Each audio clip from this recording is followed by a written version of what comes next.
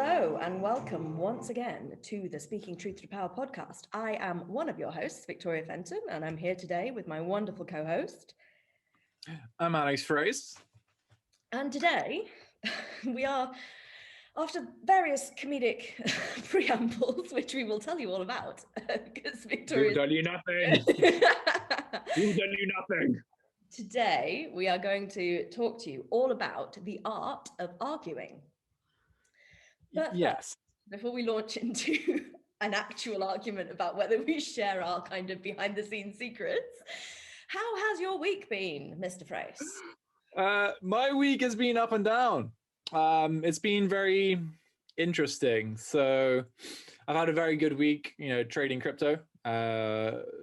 Made a nice little bit of money just through certain what we call shitcoin trades. Which I've, I 10x'd one trade in the space of about 6 hours. Yeah. I know. And I looked it up. I was like, oh, wow, damn, I should have put more in. Yeah. But at the same time, it's the case of you use a little money you don't mind losing. It was kind of like on the off chance. And then I missed the massive one later on in the week, actually. My dad actually got me onto it. And he just said, oh, just check this out. And I didn't understand that he meant put some money in it. It would have been very useful for dad to say, actually, put some money in it, like do it. But it was good. Nice to see my dad getting some good tips. So more reason to potentially listen to dad for crypto trading, even though he's really not into the market, even though he'd like to get more into it. Other than that, been in an emotional wave this week, so ups and downs, so part feeling good, part feeling very heavy, and then having to hold space for my mum. So I won't go into details here because I haven't asked her permission to, but I'll just say having to hold space for my mum, which was, it was tough, but it was also very beautiful to see such vulnerability and such power within it. And yeah, so it's been an interesting week, I say. On the whole, I would term it as interesting. And how about you, Victoria? How has your week been? Similar, I think, in terms of the interesting. Very busy again, but quietening down. Well, touch all the wood. Should be quietening down. I've now officially left Health Path. So... Yeah, little party. Yeah. We'll be working alongside them going forwards, obviously, just as I continue with a bit of functional medicine stuff. Mainly, they'll refer out to me now to do some complex chronic cases rather than doing it all in the Health Path framework, which it's just not set up for. That's not the company model. It's not what it is. So yeah, that should free up my diary, my time, quite considerably. Still doing all the follow-up. So if you're a Health Path client listening to this, don't freak out, check your emails, blah, blah, all that stuff. Yeah. Coaching course still going amazingly well. Bit rocky within the container this week for me personally. I felt a bit, things were not quite balanced and settled as I needed them to be, but great supporters just there for me, chat things through, amazing. Quite a lot of personal insights and connections and stuff. So yeah, pretty good, I think. And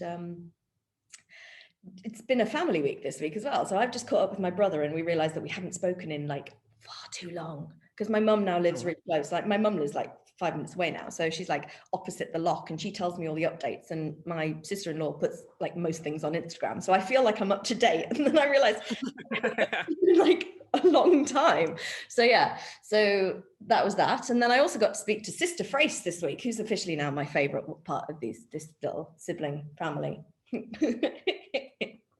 yes, that was a very interesting betrayal. I've been betrayed, everyone. I've been betrayed. Oh, shush. Don't be so dramatic.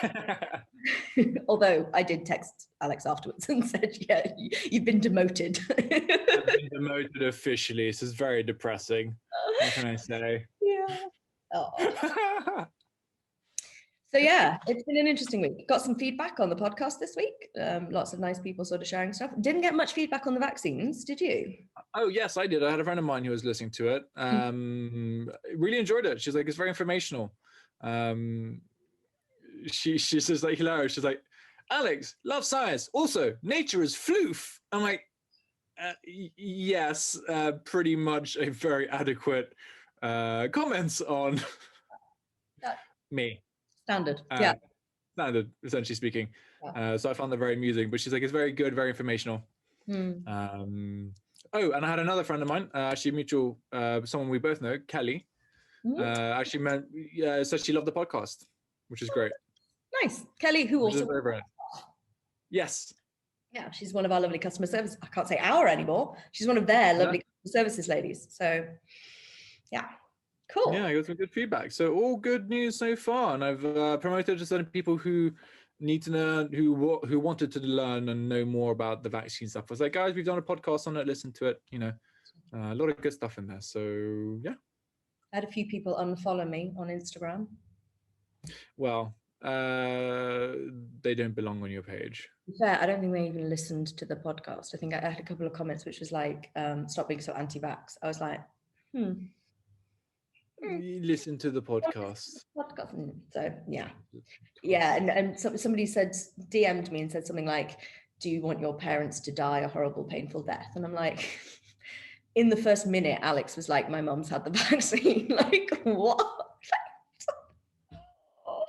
So yeah. Like, my parents have had the vaccine. Like, I'm just not getting it. No. But listen to the podcast if you'd like to hear the views on it. And then, that ties in probably perfectly to what we're doing now, the art of arguing. Yeah, literally where I was going to go, both on the same wavelength with the segues. So yeah, I had a conversation with a friend who's had the vaccine from America.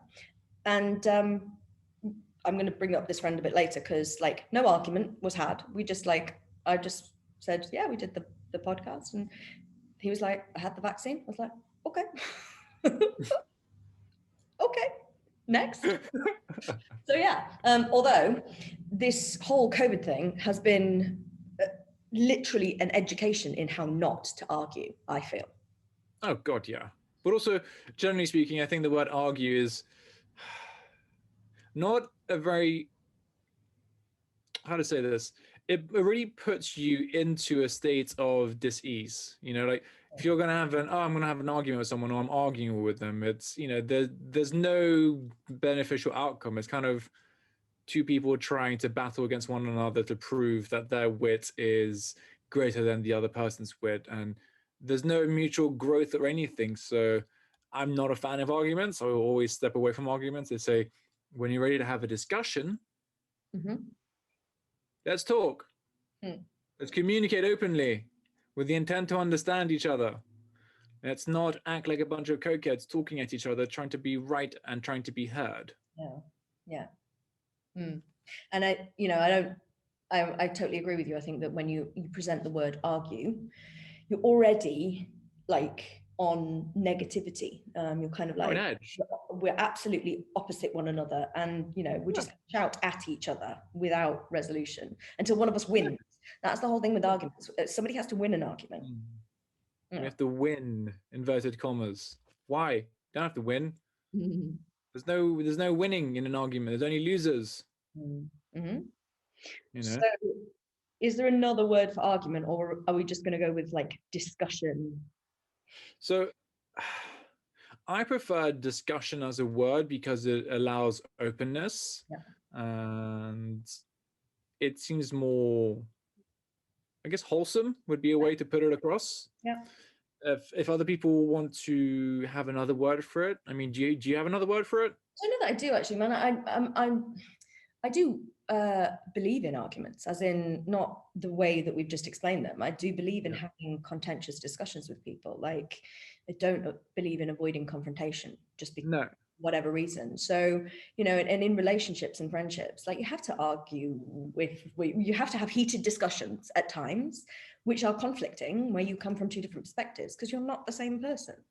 So I think that's healthy. I think the issue is, for me, is when like you have that argument and it actually becomes an argument, and all you do is, it's just like two rams butting heads, like two buffaloes, fighting each other, and you both just die a very bloody death by each other's blade, and in my opinion, your own blade as well. Yeah. And that like absolutely epitomizes the way people have been arguing, quote unquote, about everything to do with COVID and vaccines and all this kind of stuff, because it's just approach a quote discussion, you know, but with no intent to be convinced of anything else. They don't want to have a conversation, they want to have a science match.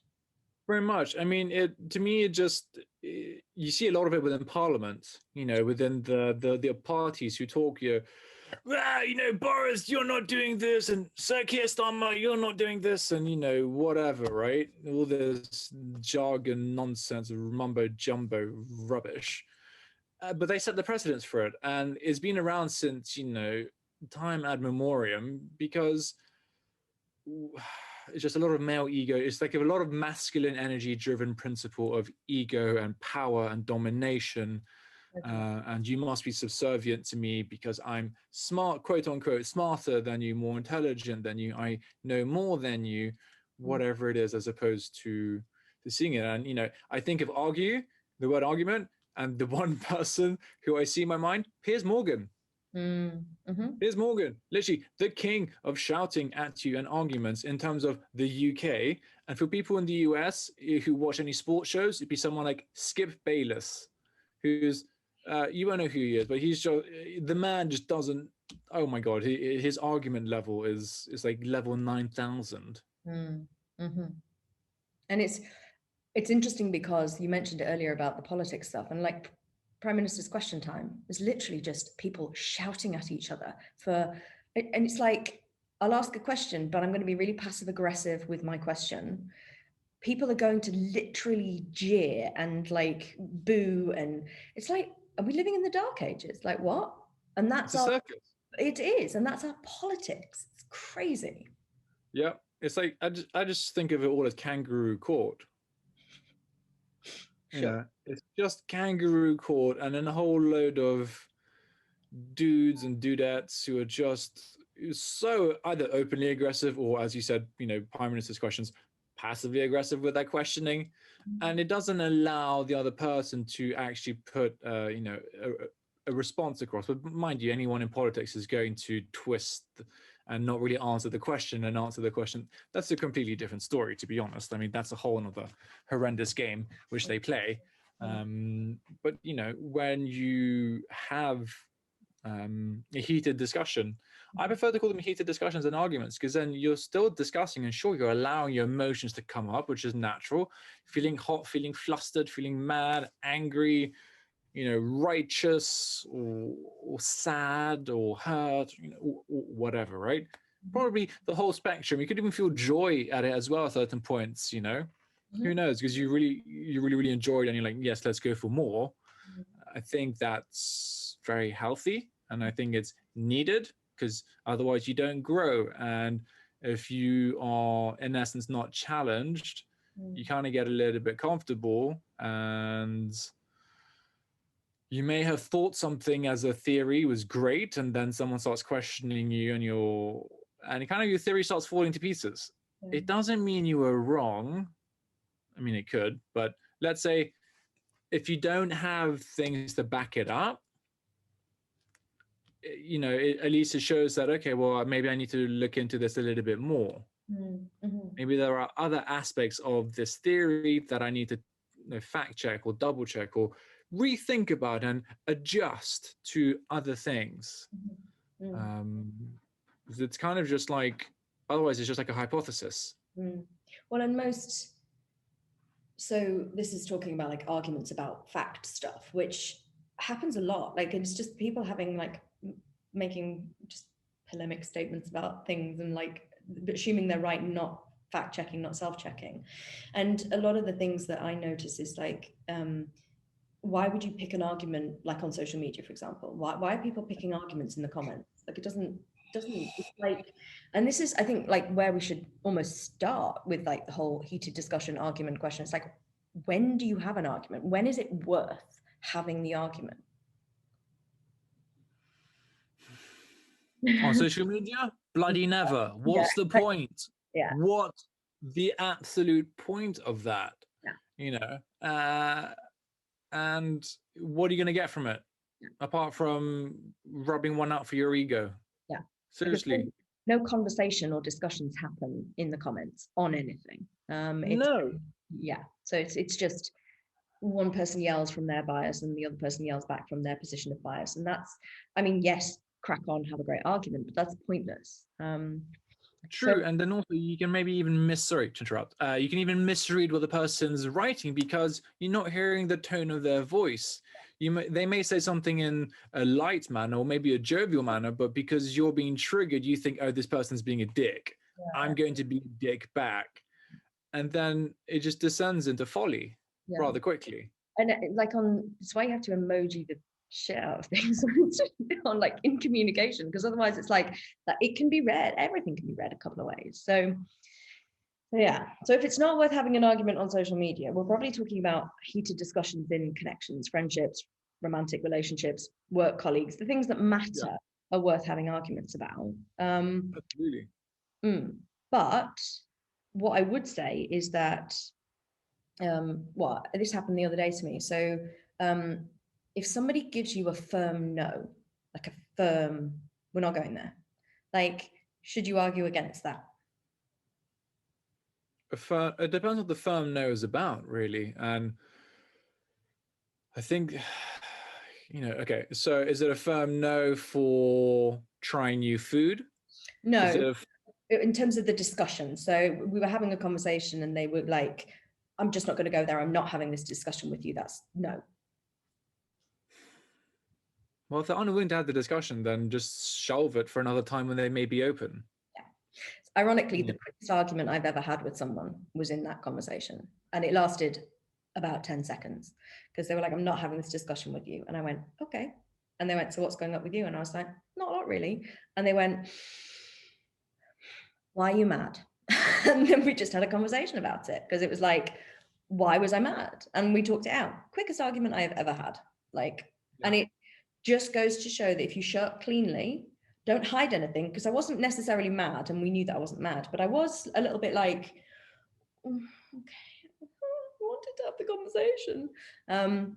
So it can happen really cleanly and really quickly when you're super conscious about your feelings, you own them, and you show up with truth about stuff. And that person's firm no was absolutely accurate to the conversation they thought I wanted to have with them. It just wasn't the conversation I wanted to have with them. Very quickly resolved. But with other people, might have gone on for a while. Like, we might have like hung up that call and then not touched base again for months because of that one like altercation. So what's worth arguing about? Oof. Many things. Who cooks dinner tonight? Did you overcook the steak, or did you mess up, the dessert pudding? Stuff 100% worth arguing, having a discussion about. Like, why did you not follow the recipe correctly? I am absolutely joking here. These are not things worth having an argument about. No one who's listening, don't do it. Just don't even be tempted. Like, it's a terrible thing to do. I could tell you were joking, but the tone you were saying that in from an audio medium was not demonstrating that at all. So yeah, we do not think it's worth arguing about like who didn't do the washing up, who burnt the steak. Oh my god, no! So like things worth having a discussion about. Crikey, how you react to certain things. Like your reaction to let's say being called out, or your reaction to how stress impacts you. Mm-hmm. Like, how do you react when you're super stressed out? Are you someone who is oh my god, or are you someone who just gets super angry, super mad? Or are you someone who shuts down, clams down? Are you someone who starts avoiding and shifting the blame? Mm-hmm. Those things 100% worth having a discussion about. Like, hey, excuse me, knock knock, who's there? Literally, who's there? What are you doing? Mm-hmm. We need to talk about this. This is quite serious. Oh, and people who are being passive aggressive, very much worth having a discussion about. The last person I was the person who I was seeing last year, a rather passive aggressive person, and I pointed it out to her, multiple times, and had to have the discussion as to why. Because you can't allow someone to carry on doing something, especially if it's going to affect you, and if you know that it's not in integrity. And that's the core part of it. It's like it's worth having a discussion about anything that affects you. So people crack on and behave how the hell they want in their own worlds, but as soon as that behavior affects you, that's the point at which you're, I was going to say allowed to, but that's the point at which it's worth calling that into question and bringing it to light, because it's very common in these kind of like spiritual circles to just have this kind of unconditional love, and like there's a lot of spiritual blame passing that happens, and whether that's to the other person because you're like in a center of light, or whether it's to their karma or their childhood wounding, whatever we want to attribute blame to, it's this kind of like bypassing of all the stuff that's really true. And the truth of it is, like, the way you are behaving is affecting me. And it's like you take a step beyond that kind of unconditional love that we all have for everybody and say, yeah, but the point when your behavior starts making me have to deal with it, that's the point at which it becomes conditional. That's the point at which you're showing up in my space, and this is happening, and this is what's going on within our dynamic, which is affecting me, us, my potential elsewhere, all of that kind of stuff. And that's when it's worth bringing that to light as an exploratory process more than anything else, because most often people are not doing anything to be intentionally offensive or intentionally passive aggressive or intentionally aggressive, intentionally anything.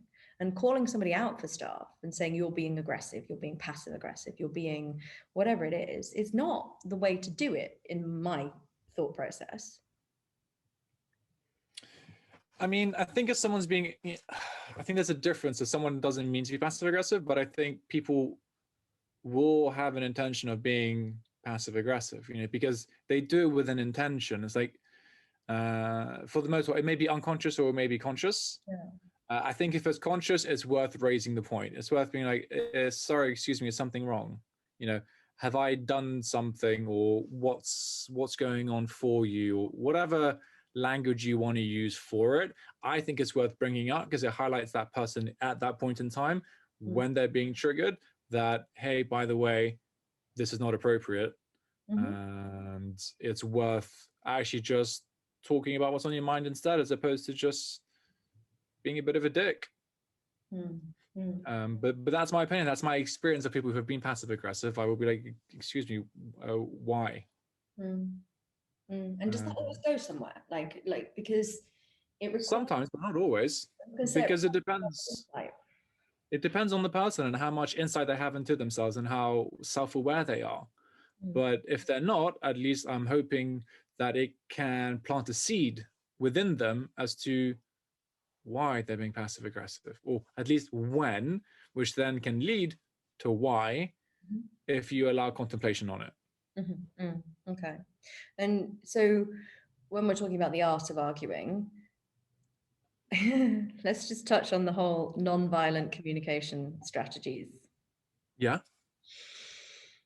It's not okay to use nonviolent communication passive aggressively as weaponized, like, sort of stuff, which happens all the fucking time. It's like, the story I'm making up in my head is, and then some like weird ass narrative. Like, it's just, this stuff is, it's become popular so much so that people are like, so I'm feeling this, like, and what's come up for me is this. Yeah. What I need to unpack right now is this, and you need to be completely unpacked out of my baggage suitcase. Like, no. And that whole kind of, the way that landed for me was, it's not about you. It's not about you. Like, don't be egotistical. Like, no, you just don't get out of your head. It's not how they landed for me. It's like, it started to be like, oh, I'm feeling triggered by that. Well, for me, it's more of an internal process, but it's like, I'm being triggered by this because it's, I don't know, causing self-esteem issues. It's making me question myself. It's making me It's triggering a wound which I have from my father, from my mother, from school, feelings of inadequacy, lack of creativity, you name it, whatever it is. And that's how to argue. So starting sentences with I that then get you round to blaming the other person is weaponizing like this kind of non-violent communication stuff. That's not the point. That's narcissism. Exactly. So if you, so this and trait of it, I should say. Sorry. Yeah, no, and it's that interesting thing of like normally in the heat of the argument, you're not going to be able to actually understand why you're even being triggered. So this is why I don't like arguing. I feel triggered. I go away. I reflect. I contemplate. I might say, well, okay, we need to stop now. I need to just sit with that because that's really triggered me. Step away, then I work it out. And then if and only if it's worth bringing it up. And when I say that, I mean, you know, is it additive to the relationship to change something because it actually is going to be a repeating thing? Or was it something that just had to be triggered in me so I go and process it? If the latter, I'm very rarely going to go back to the triggerer and say, by the way, like, this was a trigger for me because of X, Y, Z. But if the relationship is ongoing, if there's more to it than like just a single trigger, that's the point at which you bring it to the relationship and you share that the way you behave when you do this triggers this in me. Can we come to some mutual understanding of like whether that's going to continue, whether you can change if it's a changeable thing? This is all very kind of meta theoretical, but you know, how do we move forward given that when you are like this, which is coming from something in you, this triggers that in me? And sometimes it's about compromise. It's about the person who has that triggering behavior, recognizing it and going, okay, so with you, I'm going to try and not do that. Mm-hmm. There's also the other aspect of it, which has just come to mind. It could be very healing. You continue to trigger the shit out of that person until they're no longer triggered because they've dealt with their shit. You know? There's that aspect of it as well, just to play devil's advocate. You know, you can be like, well, if you're still being triggered by this, there's clearly something which you need. Well, let's call it I need. I'll do this way.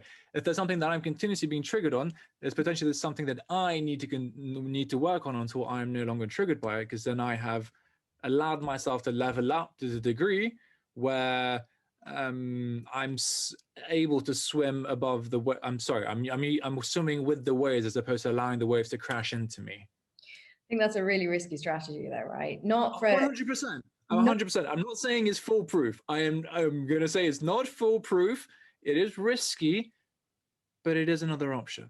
It is, but to do that, the person who's saying, I'm still going to continue triggering the fuck out of you, has to truly, in their core of their soul, know that their behavior that is doing the triggering comes from a super clean, super non-threatening, super not important place. Normally, behaviors that trigger other people come from wounded places in the triggerer, as well as touch wounded places in the triggered. So yes, great strategy if the behavior is something really innocent, like you put the toilet roll on with the bit facing out versus facing in. And if somebody's really triggered by that, well, it's just like habit, like. But also let's be honest. If you've had the toilet facing, the paper facing sort of towards in, you actually use 30% less loo paper, so you will save money on loo paper. And it's actually been proven that that was an advertising scam by the toilet paper industry, because when you have the toilet paper facing outwards, you use 30% more toilet paper, which means you need to buy 30% more toilet paper in the year. I know, super random fact. I found it on the internet and I fact checked it, and it's true. And to those, and I am not going to lie, I have now started doing it myself, and I do use less toilet paper as a result. I'm still struggling with this because if I go into somebody's bathroom and the toilet paper's hanging with the fix it, right? I turn it the way around. I just can't even. Like, it's my OCD. It's like, it's not okay. It's just not okay. It's like it's undressed. I need to see the inners of my toilet roll. Oh my God, I used to do that as well. And then I had a few people like, what? No. Toilet roll. Like, it's not facing the right way. Yeah, it's a thing. This is such a random segue, but it's important. Hilarious. Important topics covered on the Speaking Truth to Power podcast. Yeah. But yeah, it's getting back to being triggered. Clearly, I'm revealing my inner trigger. By the toilet roll thing, some people can get really triggered by the toilet roll thing, which is hilarious. Just a simple thing, and they're like, "You're not putting it the right way." Well, and actually, that speaks to something really relevant. So, like, things like that. Oh my god. Things like that are habits that are really easy to change. So if you're like living in a house together with a friend or a partner, and the whole toilet seat up thing or the toilet rolls around the wrong way, and somebody's really bothered by it, it does affect somebody, me, and you don't change. Like, why are you not changing? Are you just intentionally being a dick? Because I think you are if you don't change when somebody's affected by it. It's that, like, yes, maybe I should get over my toilet roll specificity, but also I've made a really simple request. Put the toilet roll on the way that I like it.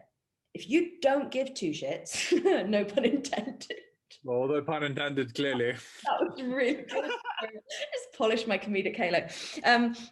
So yeah, if you don't give a shit, but the other person does, you surrender that. You go, okay, we'll do it your way. That's how connection works, right? Look at me strange. It certainly can do. Or you could come to a compromise. One roll we have it one way, the next roll we have it the other way, and then we can both have it our own way. Well, that's if the other person does care. But if the one person doesn't care, if the other person doesn't care, then honestly, pun intended, tough shit. Yeah, quite literally tough shit. You just deal with it. That's the point. I would have the argument. That's a point where you can have you can bring it up to them, and if they're like, dude, I don't care, it depends really. It's a very interesting one, but hopefully people will see that it's such a small thing, that I think it's because it's such a small thing, people will be like, okay, that's fine. But when it becomes to bigger issues, they're more difficult to change because they're more ingrained in you. That's more of a habit. Yeah, but I think that the point that I was trying to make is that when you're requesting that somebody change, and these little minor household things are tiny, but they do turn into being huge things if you don't address them. Like if you they can be in the dishwasher, or if somebody likes the dishwasher loaded a certain way, and you just like learn the method and do it, like or if you never take the rubbish out, and so like it's always piling up or something like that, or one person's really into recycling and the other person keeps putting plastic in the bin or whatever it is. These little things, like if you don't change to suit the person who minds, then there's something wrong with you. Like you're literally being disrespectful. And as the person that minds, I'd call that out as like disrespectful behavior. Like, and I've done this with friends. Like there's one person in particular I'm thinking of where I've asked them for a couple of very simple things and they've never done it, and they've just like not been able to do that for me. And I've had to call that out and say, that demonstrates such a lack of respect for me that this is not okay. It's not working. It's not right. I've actually ended a friendship based on this. And the things were well, the things were so tiny that they were so doable and simple. And the fact that somebody actively chose not to do the doable, simple things and tried to make them out to be super complicated, and chose not to sort of like just do the two things that I'd asked for, just no, it's basics. And it might seem small and insignificant to you, but it was huge for me. And that's why I asked for it.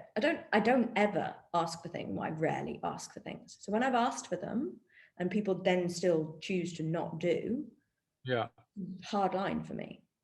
Can I ask you if you communicated that to them? Yeah. You did? Yeah. Well, that's just a dick move then. Yeah, and that's the thing. It's like it's like the 3-strike rule. Like one strike, it's not one strike and you're out. It's like, look, I've asked you to do something, you still haven't done it. Like, is there a problem? Is there something wrong? Nothing was wrong. I was like, okay, so like it really helps me if you do that. I find it really supportive. Still nothing. So okay, still not happening. Is there like a reason? No, it's just like it's super difficult. It's not difficult. I mean, I'd tell you the specifics, but it's a bit weird, so I'm not going to go into details. But it was so simple, and so it's a digital thing. It's like it's literally 2 clicks. It's nothing.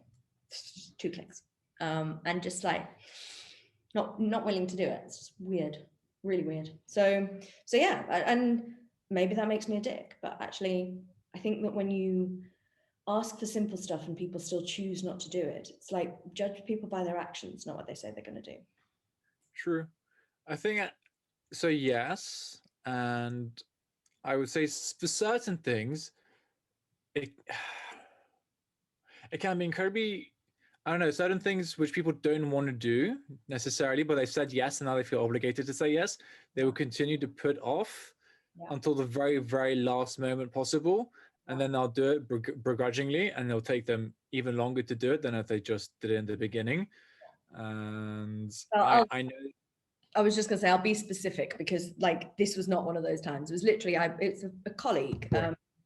and I wanted them just to like my stuff on Instagram. Right. Literally, that takes 2 clicks. Like it's a like button or like a double click. And they weren't doing it. I was just like, why? Like, it's so difficult for me to understand, particularly in a world where I'm a big believer in building people up. Like, and like, just do it. Like, certain people just don't want to do it. Certain people don't want to build other people up. They it's just the nature of it, I'm afraid. You know, certain people aren't there to help build people, and certain people aren't excited for others to build them up. And that is a topic worth having a discussion about. Like, why aren't you willing and happy to see other people succeed? Why do you have to be jealous and bitter or angry or despondent, whatever the emotion is?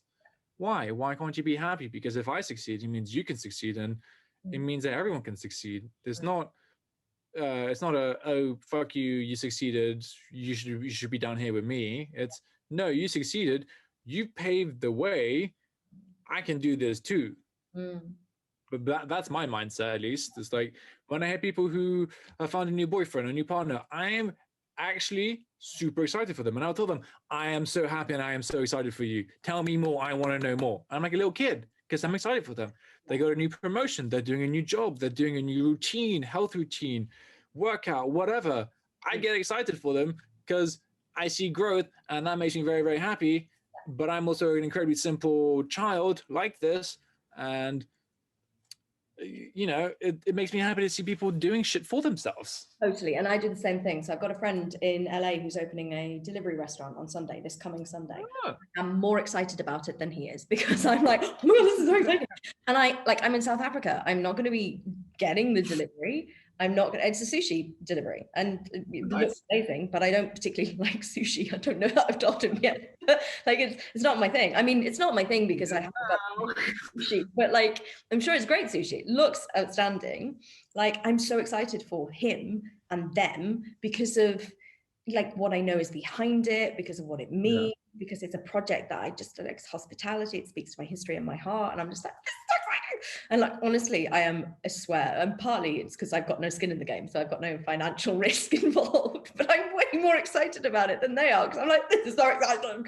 So yeah, and like, it, for me, giving people my enthusiasm is free, costs nothing, massively helpful, and supremely, you know, it's just the right thing to do. Exactly. And actually, this is a really good, swinging back to the whole art of arguing thing. This is a really good example for women, I think, of how to speak to men when you're having an argument. Because men, and this is generalization, but it is normally true, that men like to be able to do something based on an understanding of the why behind the doing of that action. So normally I would suggest to my clients, like, you explain the reason why you're asking for something and say, this is what I'm asking for because of this reason, and it would help me feel X. So you have like this 3-part thing of like what you're asking for, the reason behind it, and how it would make you feel. I did exactly that with this whole social media thing. It's like, because it demonstrates like building my ideas, and it actually helps me feel like I'm, you know, valuable, and that's super important. And it's that way of, it takes it away from it being an argument, like, why are you not doing this? And actually you're giving someone literally the framework for how to be around you and why. Yeah, I think that's very, very appropriate. I mean, but again, I don't know if it's me being a man, but to me, that's just common sense. You know, like, give the person the why. This is why. Okay, go and do it. Not hard.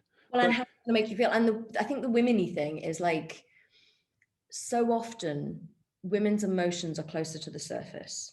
So when there's a trigger happening, women tend to, and again, super generalizations, please don't write in the comments that, oh, so gender biased or whatever. Like, and yeah, we're not being PC, like we're not PC people, if not you haven't found out by now. so like women, like just let's like go with that.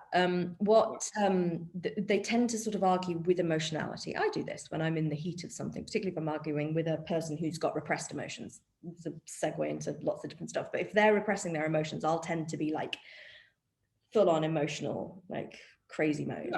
It's almost like you balance them out energetically. Yeah, well, actually, like I pick it all up and they're not doing it. So I'm almost trying to force them into being emotional by being super emotional.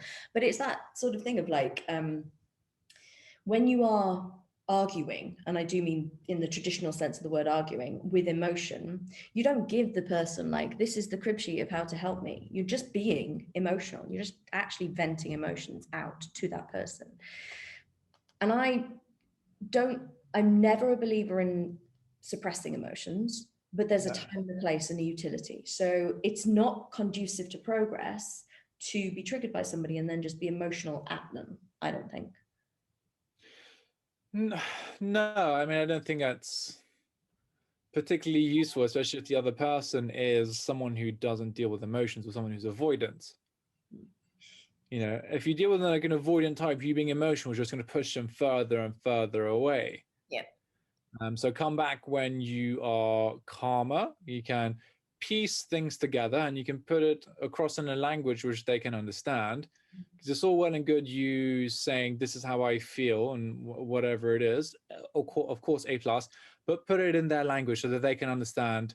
Oh, okay. Otherwise, for them, it's like, well, I'm going to have to translate this into something that I can understand, and I may not get it the way you want to get it. So make it easier for them as opposed to just giving them a complete barrage of insults, emotions, screaming, shouting, taunting, finger pointing, finger wagging, all the stuff, because it's not very beneficial. But there are certain moments when you can have absolute righteous anger and you can let the other person have it. I am a believer in that. But again, very much right place, right time, and done with integrity and cleanliness, and not saying and not putting them down. It's just highlighting your rage and why. Yeah. But not saying you're this, you're that, you know, whatever expletive or adjective you want to. Yeah, whatever you want to use. Righteous anger, very, very useful and has a place, but needs to be used correctly, because it can easily flow into unrighteous anger and then just straight up blaming and negativity. And I think the important thing is time, because like you're never going to do righteous anger in a moment of being triggered. You're just going to do anger. You've got, but massive caveat to this. That's not to say feel the emotion, go away and, swallow it down and process it immediately. Feel the emotion, express the emotion, often not to the person that has triggered it, but to someone else, something else, primal scream techniques, release writing, have a temper tantrum, whatever you want to do that processes it through you. And then if there's still a conversation to be had, when you go back to that person, you are clean. It's not like dirty, foggy emotion. It's really clean anger where you can, as you said, let them have it. Yes, I mean, this is just bringing me back to my ex-business partner and the way she dealt with stuff. Be careful not to throw people under the bus, Alex. No. I'm not throwing it. It's just in the way that people process stuff and, how they do things. I get flashbacks to certain people in certain moments, people I've been with and others have, but also myself as well in certain moments So it's all very interesting when you're able to take a back seat, or like just take a step back and just be like, oh, this is what's happening. But that takes an incredible amount of work on yourself to do that. Let's highlight that. This is not a one day, one class process. This is a lot of work. And those who have truly actually done the work, as opposed to just surface level shit, you'll see the difference in the way a reaction happens. And the people who've done the work as well, and I think this is really important, having these heated discussions, as we started by saying, it's like if you're trying to win, that's not okay. And I think that's the thing about that I've had to learn. And like you were saying, yeah, I've done all of this badly myself. But I've had to learn quite recently that even if you show up really cleanly and you've gone away, you've done the process, you've felt the emotion, you've released the emotion, you've processed the thing, you've worked out the trigger, and you're then sharing with that person who's triggered it, like what happened. Sometimes, even if you're super, super, super clean and really honest and have integrity and really just share from your heart, look, I'm sorry, this was what happened, this was where I've been, this was what was going on. There's no need to say anything, but you know, this is, I'm just sharing with it with you, just so that you're aware of what happened there. They can still come back with 7 shades of shit. And at that point, it is the testament to how much work you've actually done. Yeah. As to whether you're going to let those 7 shades of shit kind of gaslight you into feeling like, oh shit, I shouldn't have done that. Or whether you can go, okay, the previous bit was my stuff, now it's your stuff. That little response there is your stuff. Time to set a boundary. Time to be strong within myself and just to say no. Like straight up no. Yeah. Not having any of this being projected onto me. Yeah. It's really important to say that the healthiest arguments happen between 2 conscious people. Yeah. But I've also seen very unhealthy arguments. Okay, so I have seen very unhealthy arguments between, because then it's just like, it's just like, what the hell's going on between 2 conscious people? It's like, as we said earlier, the whole unpacking, you're making me feel this, you make me feel this, and this is you, and it's like, no, you're not getting it from my level of consciousness. I'm like, dude, this. I know, you just like. Did somebody actually say that? Yeah, one person said that to me. I'm like, God. I think that just says, I just looked at him and I was like, okay. Wow. I'm going to walk away. I had to walk away. It was like, well, this is, this is not worth having. And you can tell certain people who are said, who are actually super conscious, but then get trapped in their egos of needing to be right. And, they're still being triggered. Wow. And they say certain things and apparently it's now all your fault. And you're like, okay, well. You're not evolved enough. Yeah, you're not evolved enough. You haven't done the same amount of work that I've done. You can't see what I can see. And you're like, bro, no, madam, whatever sex you are, or whatever gender you identify as, what the actual goddamn fuck? Yeah, and it's interesting actually because one of the very early on, we almost had an argument because I used the word deeper about a level of understanding. I think it was to do with inviting experiences in, and I meant it in a. Yes, I remember this. This was ages ago, wasn't it? And I didn't mean it in a, because I said, I see this from a deeper perspective. And all I meant was like a more root perspective, but you kind of assumed I was being spiritually kind of like diva-ish. And, people, I had met. Yeah. These type of previous arguments, people are like, I understand it from a deeper perspective. You're there like.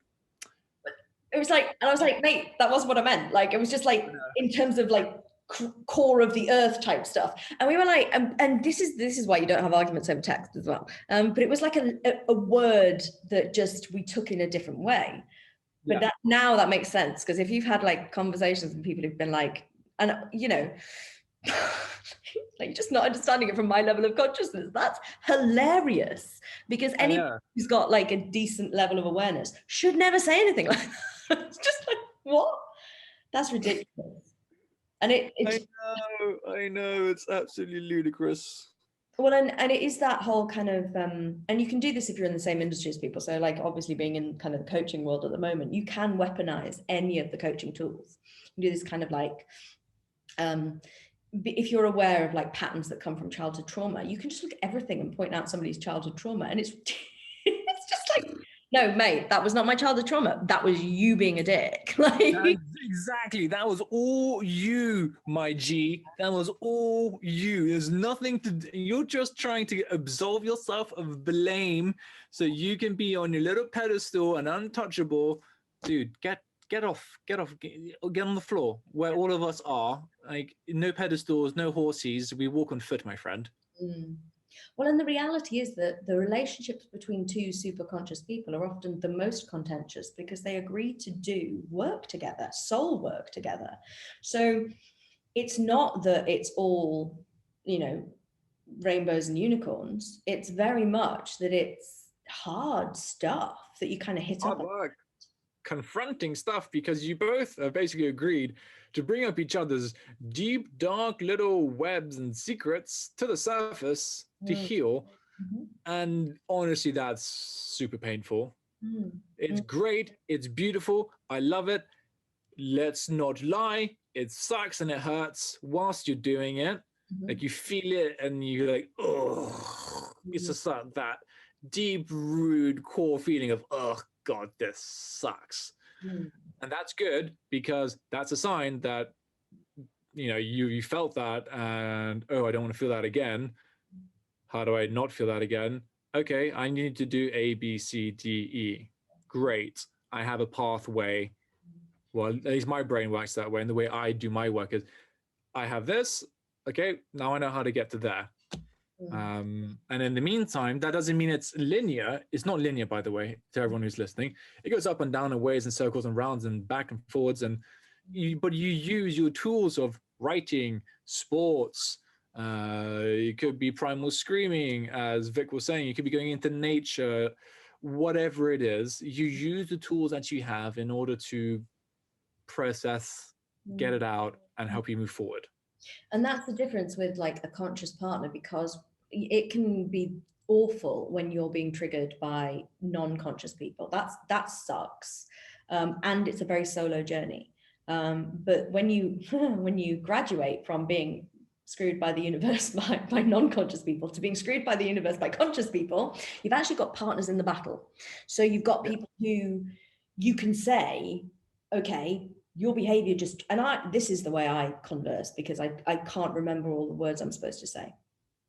Basically, but I do say to people, like, your behavior just triggered me. I'm not going to like start a sentence with I because it makes people feel better. Like, I'm going to say your behavior just triggered me. I'm aware it's my stuff.